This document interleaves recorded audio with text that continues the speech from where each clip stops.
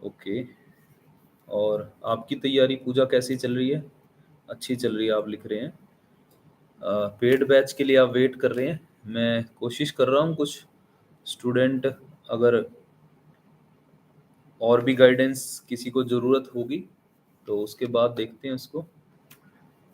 अभी तो जो आपको मैं प्रोवाइड करवा सकता हूँ, मॉर्निंग का लाइव बैच है, उसमें भी आप लोग आ सकते हैं।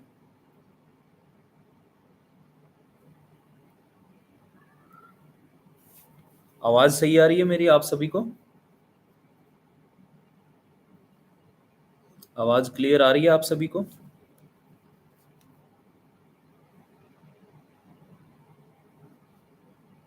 ओके मुकेश जी, बढ़िया। चलिए, इतने कोई डाउट है तो पूछ लीजिए, फिर मैं डिक्टेशन स्टार्ट करूँगा। और डिक्टेशन आई थिंक थोड़ा लेंथी हो सकती है डिक्टेशन। अगर ज़्यादा लेंथी हुई तो इसको दो पार्ट में डिवाइड कर लेंगे। लेकिन डिक्टेशन का जो ये पैसेज है, एडिटोरियल पेज है ट्रिब्यून का, इसमें से हम लिखने वाले हैं। चलिए, कोई डाउट है आपका तो आप इतने क्लियर कर लीजिए। 90 से 100 कैसे इंक्रीज करें? देखिए, मैं पहले भी आपको बता चुका हूँ शायद कि अगर आपको स्पीड बढ़ानी है तो उसका तरीका यही है कि सबसे पहले तो प्रैक्टिस, जो कि सभी बताते हैं कि आपको प्रैक्टिस करनी चाहिए। और दूसरी चीज़ है कि स्पीड बढ़ानी है तो आपको चेक करना पड़ेगा, अगर आप 90 की स्पीड पे हैं तो आपकी जो तैयारी है उसमें किस किस पार्ट पे आप स्ट्रॉन्ग हैं, किस किस पार्ट पे आप वीक हैं। अगर स्पीड को बढ़ाना चाह रहे हैं तो अगर आप 90 अनसीन पे हैं तो आप पहले 100 सीन करिए और फिर धीरे धीरे धीरे उसको अनसीन में आप कन्वर्ट कर सकते हैं। अगर आप सोचोगे कि 90 से सीधा अनसीन, 90 से अनसीन 100 पे आ जाओगे तो थोड़ा सा उसमें दिक्कत आएगी। आपको पहले सीन पैसेज को पकड़ना पड़ेगा 100 के, फिर आप उसको धीरे धीरे अनसीन में कन्वर्ट करके आप अपनी स्पीड को इंक्रीज कर सकते हैं। क्योंकि ये जो शॉर्ट हैंड एक ऐसी फील्ड है जहाँ पे स्टूडेंट बहुत जल्दी आगे बढ़ना चाहता है, लेकिन उसके हिसाब से जो शॉर्ट हैंड जो रिक्वायर्ड है शॉर्ट हैंड के लिए, जो जो चीज़ें हम अगर उसमें से एक भी चीज़ को मिस कर जाते हैं तो फिर वो हम जो समझे कि हम आगे नहीं बढ़ पाते। जैसे कि अगर हम मान लें कि हमारी टाइपिंग स्पीड है, हमारा लिखने का तरीका है, हमारी आउटलाइंस हैं, हमारे वॉवल्स हैं, और हमारी कंसंट्रेशन है, और हमारा डिसिप्लिन है, हमारा प्रायोरिटी मैनेजमेंट है, बहुत सारी ऐसी चीज़ें हैं जिसकी वजह से हम अगर एक भी चीज़ को मिस कर देते हैं तो हम आगे नहीं बढ़ पाते। तो ध्यान ये रखना है कि जितने भी तैयारी को लेके पॉइंट्स, सभी पॉइंट्स पे आपको खरा उतरना है। अगर आप सभी पॉइंट्स पे खरा उतरेंगे तो आप अपनी स्पीड को बहुत ज़्यादा इंक्रीज कर सकते हैं। क्योंकि जब मैं अपने एग्ज़ाम की तैयारी करता था तो मैं आपको बताता हूँ, मैंने एक बार रिपोर्टर का एग्ज़ाम दिया, Punjab and Haryana high court का। तो उस टाइम पे मेरी तैयारी बहुत अच्छी नहीं थी। 160 का, हाँ 160 का था शायद वो। तो उसमें भी वो एग्ज़ाम, जितने भी स्टूडेंट अपीयर हुए थे एक भी क्वालिफाई नहीं हुआ, लेकिन उसमें मेरी सबसे कम मिस्टेक आई थी। तो मुझे लगता है कि जो तैयारी का लेवल है उसके लिए हमें प्रयास भरपूर करना चाहिए। फिर आपको सिलेक्शन, अगर मान लो जितने स्पीड की आप तैयारी कर रहे हैं उतनी स्पीड वाली आपको पोस्ट मिले या ना मिले, लेकिन उससे कहीं ना कहीं आप कम स्पीड वाली, या यूं कहें कि आपको जो चाहिए वो पोस्ट आपको मिल सकती है। उसके लिए आपको भरपूर मेहनत करनी पड़ती है। चलिए, और कोई सवाल, कोई डाउट है तो बताएं, नहीं तो फिर डिक्टेशन की तरफ बढ़ते हैं। आई थिंक क्लियर हुई बात आपको अभिमन्यु जी? हाँ जी, राठौर साहब जल्दी बताएं, फिर डिक्टेशन लिखते हैं हम। आप कहाँ कहाँ से जुड़े हैं? अभिमन्यु जी कहाँ से हैं? मुकेश जी और पूजा गुप्ता, और कहाँ से जुड़े हैं आप सभी? बताएं जल्दी से, फिर हम डिक्टेशन की तरफ बढ़ते हैं। समय थोड़ा सा ही लगाएंगे, बहुत ज़्यादा टाइम नहीं लगाएंगे हम। हांसी, ओके। हांसी तो शॉर्ट हैंड का गढ़ है। हांसी में तो बहुत सारे स्टूडेंट तैयारी करते हैं शॉर्ट हैंड की। और दिल्ली से अभिमन्यु कहाँ से जुड़े हैं?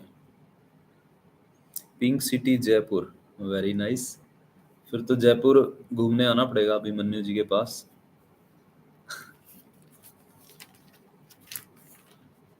अपने आप इनविटेशन ले लेते हैं।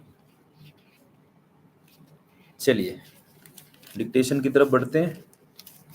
आप अटेंटिव हो जाइए अपना नोटबुक लेके।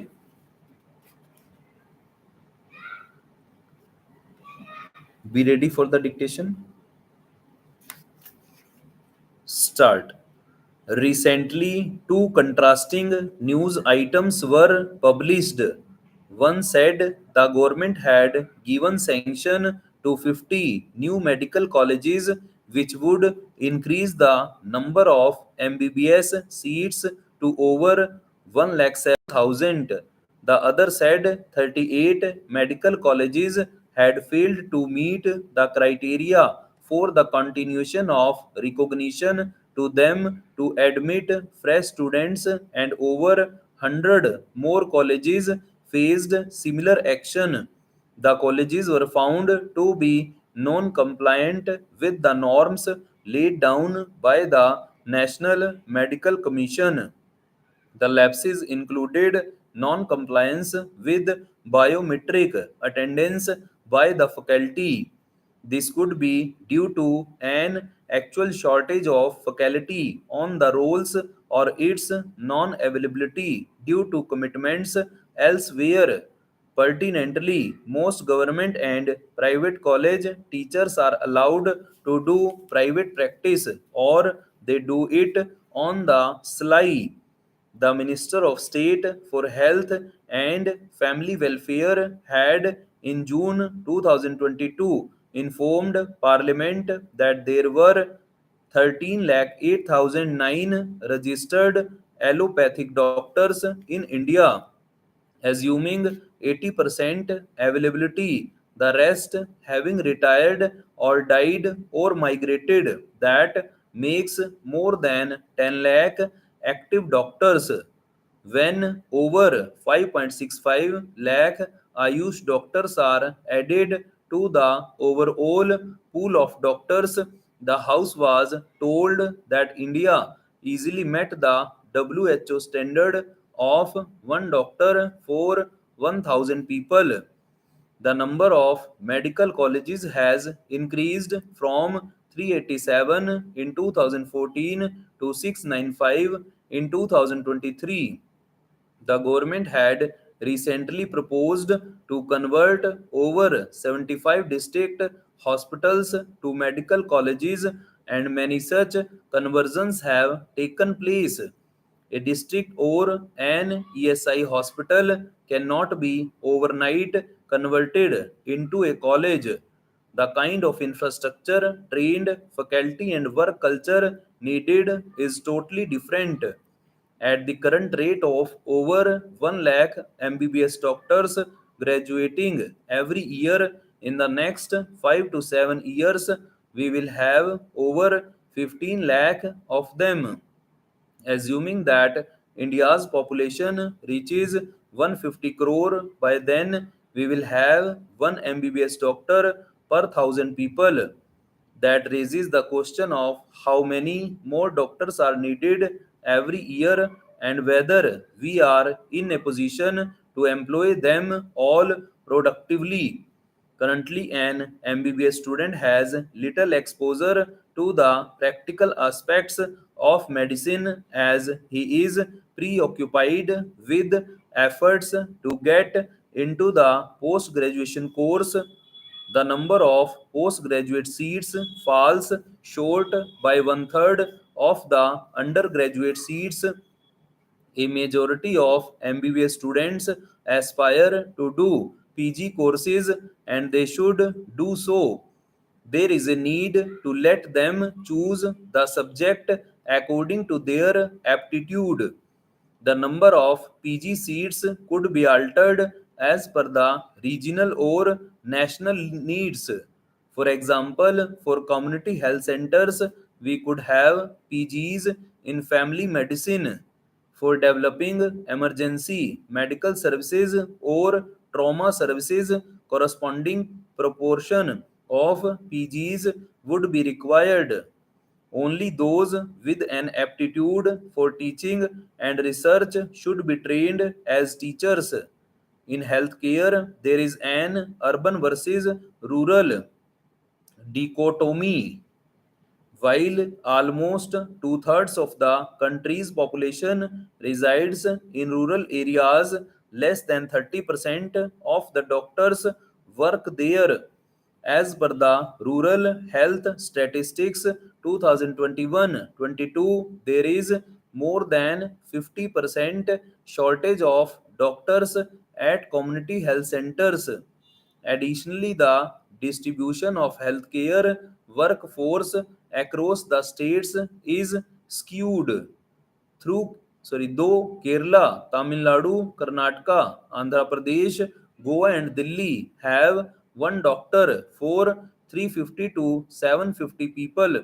Jharkhand, UP, and Bihar have one doctor for 3,000 to 8,000 people. Strikingly, 40% of the doctors in Karnataka are in Bengaluru alone, leaving many rural areas understaffed. On the other hand, Kerala, with better infrastructure, has hardly any rural vacancy. Is the government's policy to increase the MBBS seats an effort to push the doctors to rural areas once the cities are saturated? Doctors hesitate to go to rural areas because there is no infrastructure or support system, no compensation for the hardship and poor family life. Rural jobs are all in the government sector with inadequate remuneration, which falls short of the expected return on investment, especially if a doctor has graduated from a private college. Para. The other aspect of medical education is the quality of doctors being produced. While the curriculum needs to be revised periodically, it should give more emphasis to practical aspects, especially in handling problems peculiar to India.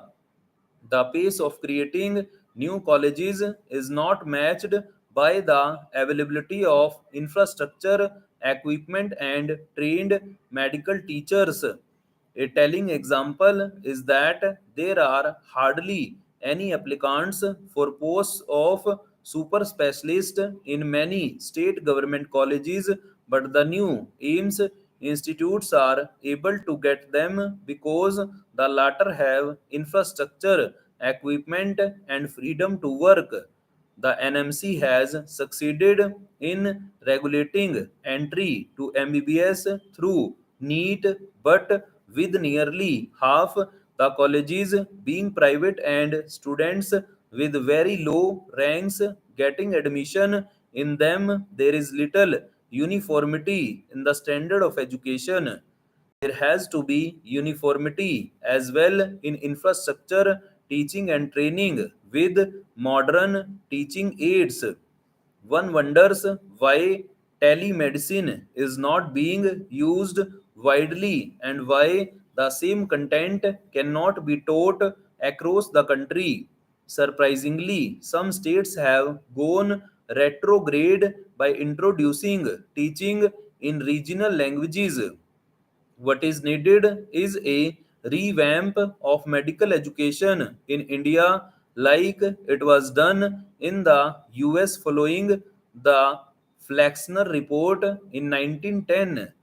Medical curriculum was revised, the number of colleges trimmed from 155 to a few score, and minimum standards and duration of training in each field were laid down.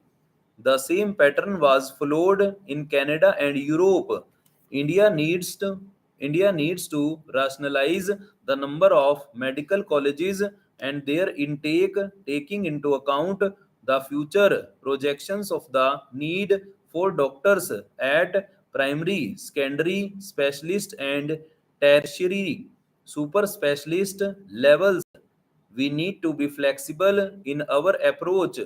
For example, in 2025, we could be needing more pediatricians or ophthalmologists, while 5 years later, there may be a greater requirement of critical care physicians or neurosurgeons. We must also ensure that an India centric approach is taken in the revamping of healthcare, which faces the twin burden of communicable as well as non communicable diseases. The disparities in infrastructure, equipment, and specialist manpower between different states and between newer and older, well established medical colleges must also be removed. चलिए, dictation lengthy हो गई, I think so हो ही गई है।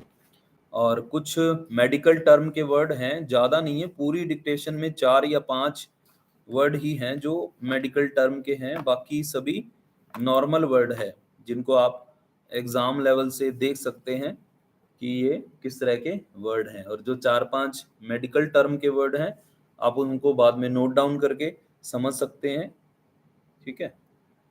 चलिए, किसी word की outline में अगर आपको कुछ पूछना तो आप बता सकते हैं।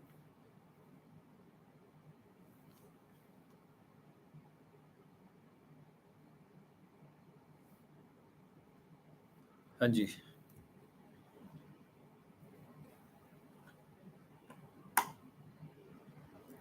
करिकुलम में क्या बताऊं, बताइए।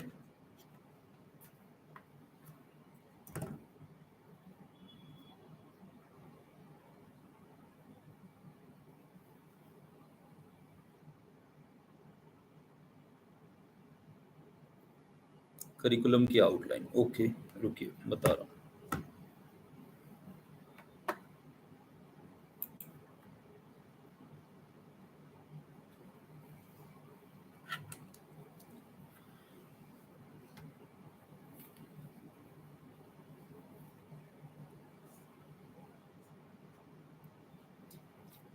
देखिए, आउटलाइन समझ में आ रही है आपको?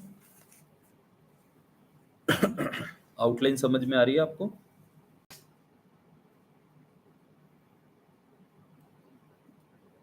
यस, रेक्सनर भी है उसमें एक, सॉरी फ्लेक्सनर है इसमें। कुछ मेडिकल टर्म के वर्ड हैं, आप उसको बाद में नोट डाउन कर लीजिएगा। और आउटलाइन कोई पूछनी है तो आप वो बता दीजिए। फ्लेक्सनर में फ्लैक्स करके आप उसके साथ नर लगा सकते हैं, अगर आप फ्लैक्स के साथ नर लगा सकते हैं। चलिए, और कोई आउटलाइन में डाउट है तो आप बताइए।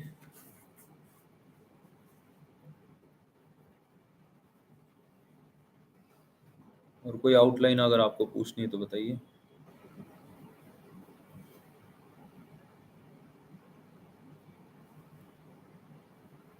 डिक्टेशन कैसी लगी आप लोगों को?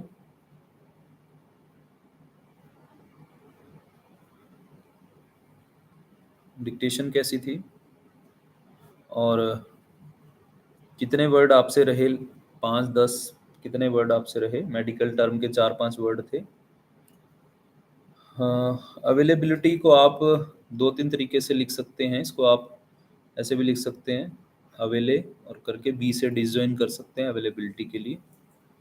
कुछ लोग एल को डाउनवर्ड ले आते हैं, आप बी को डिसजॉइन कर दीजिए अगर आप अवेलेबिलिटी लिखना चाह रहे हैं। चलिए, यनीत जी कह रहे हैं डिक्टेशन अच्छी थी, आई होप सो कि आप लिख पाए होंगे।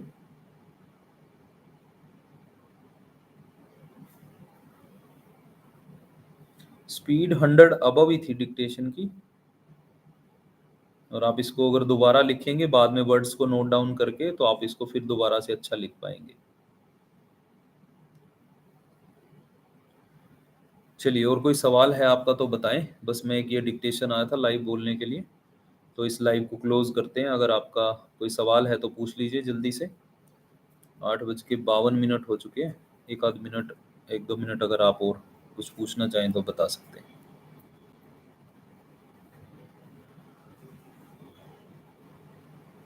हाँ, मेडिकल के कुछ वर्ड हैं, आप आउटलाइन नहीं बनी कोई बात नहीं, आप दोबारा जब इसका पीडीएफ देखेंगे तो नोट डाउन कर लीजिएगा।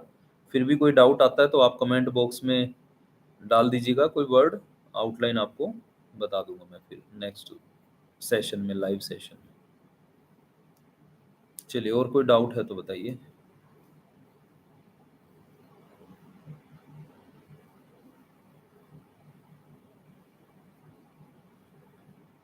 चलिए, अपनी तैयारी को ऐसे ही अच्छा करते रहिए आप लोग, और मॉर्निंग के 6 o'clock वाले जो लाइव सेशन है उसमें भी आप आया करिए डिक्टेशन लिखने के लिए। कुछ गैदरिंग रहेगी तो आपको लिखने में हौसला भी आएगा, अच्छा लगेगा। आप लोग अगर एनवायरनमेंट में बैठ के लिखेंगे और बहुत सारे स्टूडेंट जब मिल के लिखेंगे तो बहुत अच्छा लगेगा आपको माहौल में। चलिए, मिलते हैं फिर किसी नेक्स्ट वीडियो में, तब तक के लिए नमस्कार, जय हिंद, वंदे मातरम।